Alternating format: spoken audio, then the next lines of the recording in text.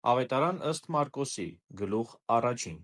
Հովհաննես Մկրտչի քարոզչությունը։ Հիսուս Քրիստոսի Աստծո որդու ավետարանի սկիզբը։ Ինչպես գրված է մարգարեների գրքերում, ահա ես իմ պատգամաբերին եմ ուղարկում քո առջևից, որ կպատրաստի քո ճանապարհը։ Անապատում կանչողի ձայնն է, պատրաստեք Տիրոջ ճանապարհը և հարթեցեք նրա շավիղները։ Եվ Հովհաննեսը մկրտում էր անապատում և քարոզում ապաշխարության մկրտություն մեղքերի թողության համար։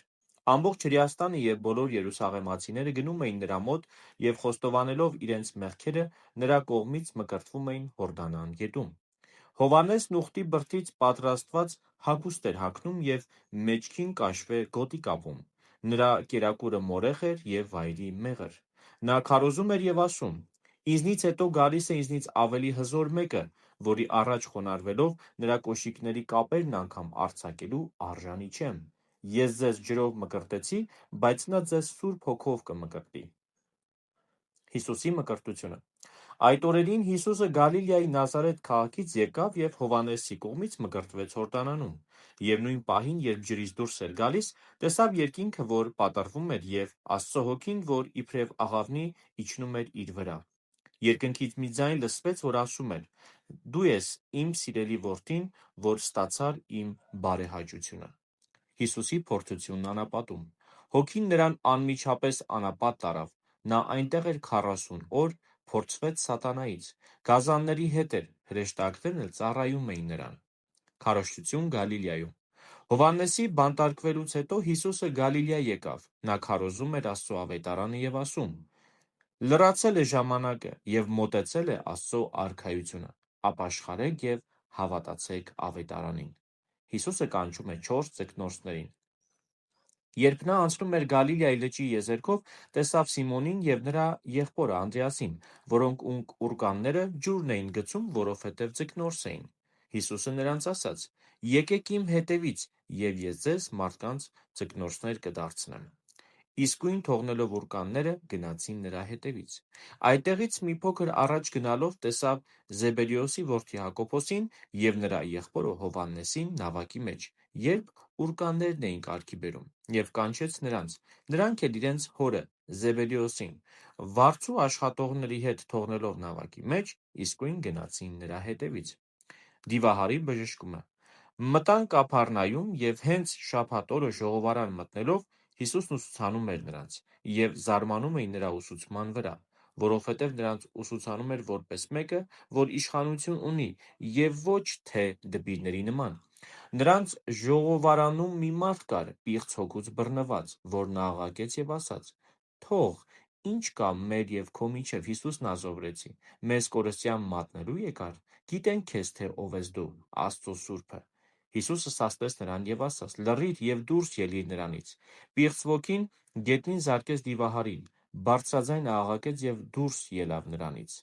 Ամենքն էլ զարմացան, այնպես որ հարցնում էին իրար և ասում. «Այս ի՞նչ նոր ուսուցում է, որ իշխանության պիղծ ոգիներին էլ է սաստում, և նրանք հնազանդվում են նրան»։ Եվ նրա համբավը տարածվեց Գալիլեայի բոլոր կողմերում։ Հիսուսը շատերին է բժշկում։ Ժողովարանից դուրս ելնելով Հակոբոսի և Հովհաննեսի հետ անմիջապես եկավ Սիմոնի և Անդրեասի տուն։ Սիմոնի ձոգան չտակության մեջ պառկած էր։ Հիսուսին իսկույն ասացին նրա մասին։ Նա մոտեցավ, բռնեց նրա ձեռքը և ոտքի կանգնեցրեց։ Տենտը նրան թողեց, և նա ծառայում էր նրանց։ Երբ երեկո եղավ, արևամուտին նրա մոտ էին բերում բոլոր հիվանդներին ու դիվահարներին։ Ամբողջ քաղաքը հավաքվել էր դռների առաջ, և նա բազմաթիվ հիվանդների բժշկեց տեսակ հիվանդություններից, բազում դևեր հանեց և դևերին թույլ չէր տալիս խոսել, որովհետև գիտեին նրան, որ Քրիստոսն է։ Վաղ առավոտյան լույսը բացվելուց առաջ վեր կացավ, դուրս եկավ ու գնաց ամայի մի տեղ և այնտեղ աղոթում էր։ Նրա հետևից նրան փնտրելու գնաց Սիմոնը, նաև նրանք, որ նրա հետ էին։ Երբ նրան գտան, ասացին. «Ամենքը քեզ են փնտրում»։ Հիսուսը նրանց ասաց. «Եկեք գնանք մոտակա այլ գյուղաքաղաքներ ևս, որպեսզի այնտեղ էլ քարոզեմ, որովհետև հենց դրա համար եմ եկել»։ Եվ քարոզում էր ողջ Գալիլեայում նրանց ժողովարաններում և դևեր էր հանում։ Բորոտի բժշկումը։ Հիսուսի մոտ եկավ մի բորոտ, Նա ծնկի իջած աղաչում էր և ասում. «Տեր, եթե կամենաս, կարող ես ինձ մաքրել»։ Հիսուսը գդալով ձեռքը երկարեց, դիպավ նրան և ասաց. «Կամենում եմ, մաքրվիր»։ Եվ երբ նրան այս ասաց, բորոտությունը նրանից իսկույն գնաց, և նա մաքրվեց։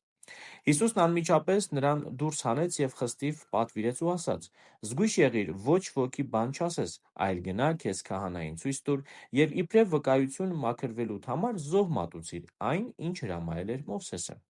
Բայց նա դուրս գնալով սկսեց եռանդուն կերպով քարոզել և լուրը տարածել, այն աստիճան, որ Հիսուսն այլևս չէր կարողանում բացահայտորեն քաղաք մտնել, այլ դուրսը ամայի տեղերում էր մնում, և ժողովուրդը բոլոր կողմերից գալիս էր նրա մոտ։ Ավետարան ըստ Մարկոսի գլուխ 2. Անդամալույծի բժշկումը։ Մի քանի օր հետո, երբ Հիսուսը դարձյալ Կափառնայում մտավ, լուր տարածվեց, թե տանն է։ Շատերը հավաքվեցին, այնպես որ այլևս տեղ չէր մնացել, նույնիսկ դռան առջև։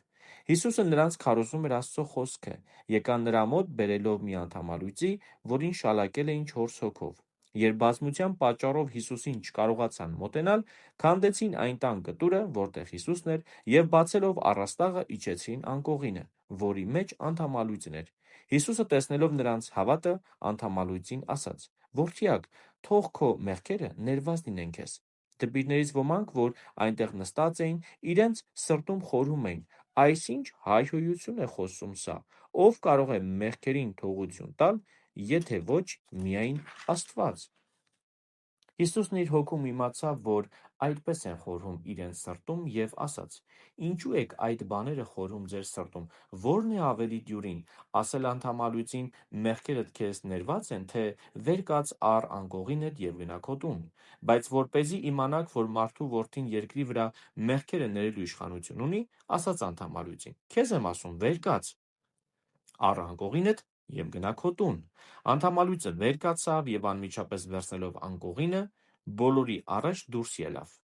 Մինչ ամենքը զարմանում էին, փառք էին տալիս Աստծուն ու ասում. «Այսպիսի բան երբեք չէինք տեսել»։ Հիսուսը կանչում է Ղևիին։ Հիսուսը դարձյալ գնաց լճի եզերքը։ Ամբողջ ժողովուրդը գալիս էր նրա մոտ, իսկ նա ուսուցանում էր նրանց։ Մինչ նա անցնում էր, տեսավ Ալփեոսի որդի Ղևին, որ նստած էր մաքսատանը, ու նրան ասաց. «Արի իմ հետևից»։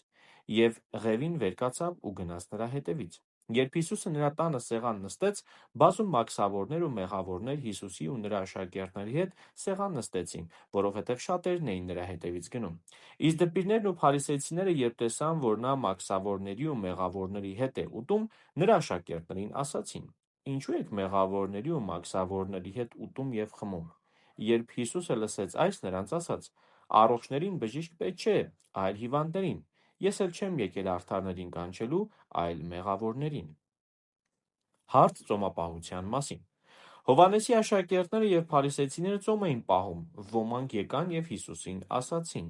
«Ինչու Հովհաննեսի աշակերտները և փարիսեցիները ծոմ են պահում, իսկ քո աշակերտները չեն պահում»։ Հիսուսը նրանց պատասխանեց. «Միթե հարսանիք հրավիրվածներին կարելի է ծոմ պահել, քանի դեռ փեսան նրանց հետ է։ Այնքան ժամանակ, որ փեսան նրանց հետ է, չի կարելի ծոմ պահել, բայց կգան օրեր, երբ փեսան իրենցից կվերցվի, և ապա իրենք էլ ծոմ կպահեն այդ օրը։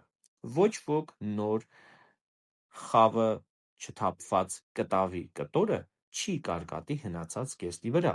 ապա թե ոչ, նոր կտորն ամբողջությամբ հին զգեստից կպոկվի, և պատռվածքն ավելի վատթար կլինի։ Նաև ոչ ոք նոր գինին չի լցնի հին տիկերի մեջ, ապա թե ոչ, նոր գինին կփայտեցնի հին տիկերը, գինին կթափվի, և տիկերը կփչանան, այլ նոր գինին նոր տիկերի մեջ պետք է լցվի։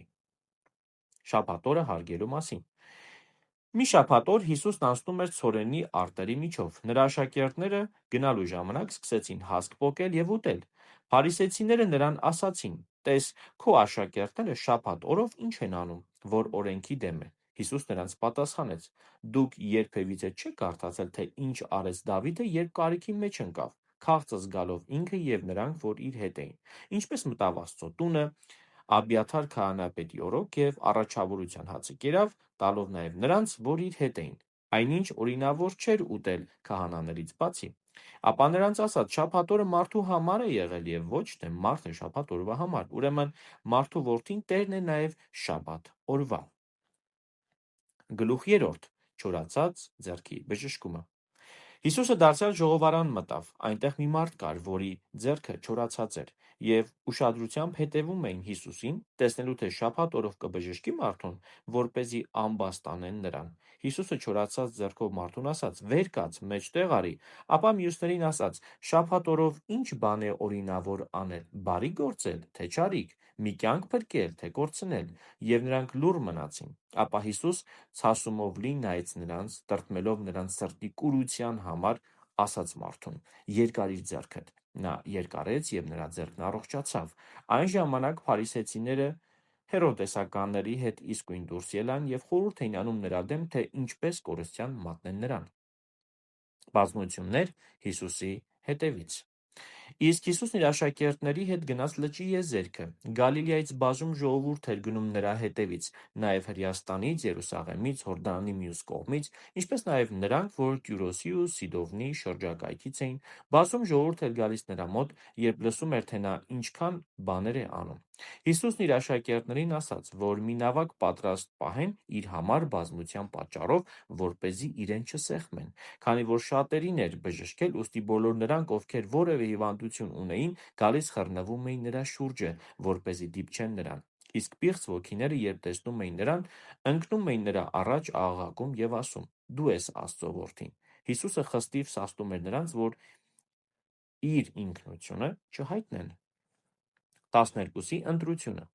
Հիսուսը բարձրացավ լեռը և իր մոտ կանչեց նրանց, որոնց ինքը կամեցավ, և նրանք գնացին նրա մոտ։ Եվ Հիսուսը նրանցից 12-ին ընտրեց, որ իր հետ լինեն,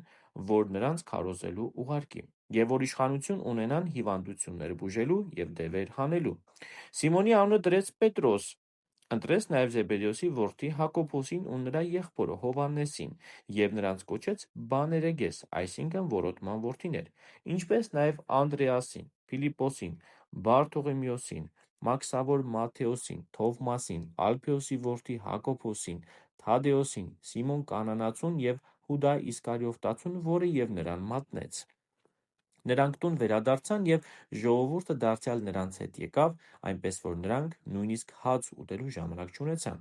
Երբ Հիսուսի յուրայինները լսեցին, եկան նրան բռնելու, որովհետև կարծում էին, թե խելագարվել է։ Հիսուսը և Բեղզեբուղը։ Իսկ դպիրները, որ Երուսաղեմից էին իջել, ասում էին, թե նրա մեջ Բեղզեբուղ կա, և դևերի իշխանի ձեռքով է հանում դևերին։ Հիսուսն իր մոտ կանչեց նրանց և սկսեց առակներով խոսել նրանց հետ. «Ինչպե՞ս կարող է սատանան սատանային դուրս հանել։ Արդ, եթե մի թագավորություն ինքն իր մեջ մասնատվի, այդ թագավորությունը չի կարող կանգուն մնալ։ Եթե մի տուն ինքն իր մեջ բաժանվի, այդ տունը չի կարող կանգուն մնալ։ Եթե սատանան ինքն իր դեմ է դուրս եկել և բաժանվել, չի կարող կանգուն մնալ, այլ նրա վախճանը հասել է։ Ոչ ոք չի կարող ուժեղ մարդու տունը մտնելով նրան ունեցվածքը կողոպտել, եթե նախ չկապի այդ ուժեղ մարդուն և դրանից հետո միայն չկողոպտի նրա տունը։ Ճշմարիտ եմ ասում ձեզ, որ մարդկանց որդիներին որքան էլ հայհոյեն, ամեն մեղք և հայհոյան կներվի, բայց ով հայհոյի Սուրբ Հոգուն, հավիտյանս թողություն չի ունենա, այլ հավիտենական մեղքով հանցավոր կմնա։ Հիսուսն այս ասաց, որովհետև ասում էին. նրա մեջ պիղծ ոգի կա։ Հիսուսի մայրն ու եղբայրները։ Եկան Հիսուսի եղբայրներն ու մայրը, և դրսում կանգնած մարդ ուղարկեցին նրան կանչելու։